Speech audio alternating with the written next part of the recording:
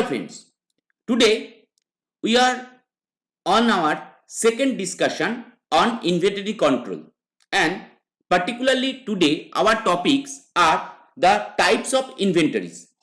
Now what are the types of inventory models? The first one falls into the category that is known as the fluctuation inventories. What is the fluctuation inventories? Now these have to be carried because the sales and the production times cannot be predicted accurately. In real life problems, there are fluctuations in the demand and the lead times that affect the production of items. What is the meaning of lead time? Now time gap between the sales and the order. So that such types of reserved stocks and safety stocks are called the fluctuation inventory. That means that there may be for some production company the required demand and the supply may be different. So that type of inventory is particularly falls into the category of the fluctuation inventories. The second one is particularly known as the anticipation inventory. These are built in advance by anticipating or foreseeing the future demand. That is the production of crackers before the Diwali festival, the electric fans or coolers before the onset of summer season. That means when in the summer season in Asia or in India, particularly what happens, a very demand of the fans or the electric fans or the coolers are there. So the fan production companies what do? Now they produce so much amount of fans or the coolers before the summer season come. So that type of inventory is particularly known as the anticipation inventory. Another one good example is the Diwali festival of India. In that type of festival, what the crackers need, just before thinking, the amount of crackers produced by the crackers company are particularly very large.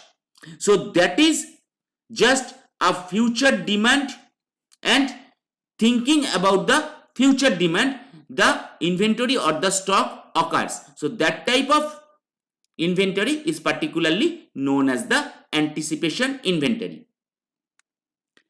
The third one is known as the cycle or the lot size inventory. Generally, the rate of consumption is different from the rate of production or purchasing. That means that is not always possible to find out the real demand and the real sales. So what happens? Sometimes the production company produced in larger quantities in which result in lot size. That means so much number of products cannot be sold. So those are also in the stock. So that type of inventory is particularly known as the lot size inventory, and those are also used in further or in future. So the cycle occurs. So those are known as the cycle inventory. Next, the one inventory is particularly known as the transportation inventories. This arises due to the transportation of inventory items to the various distribution centers and customers from the various production centers. So the amount of transportation inventory depends on the time consumed in transportation and also the nature of the demand. So that type of inventory which is connected with the transportation and its time is known as the transportation inventories.